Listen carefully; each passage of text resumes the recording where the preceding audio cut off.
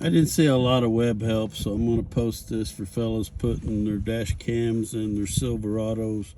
Mine's a 2018. Here's my USB cable from the dash cam. There's videos on there showing you how to wire the stuff up. This was about 10 bucks or so from Amazon. It goes from 12 volts down to 5 for your USB. It has this side of the USB connector on it.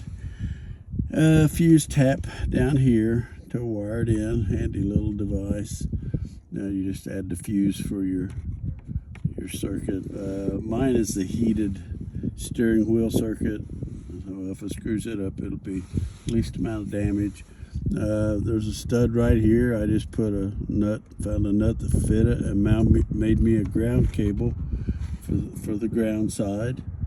And just to help anybody trying to do this, that's a Silverado webcam. How I roll, I didn't want the wire sticking out of the USB port over there looking like some kind of hillbilly something. There you go, boys.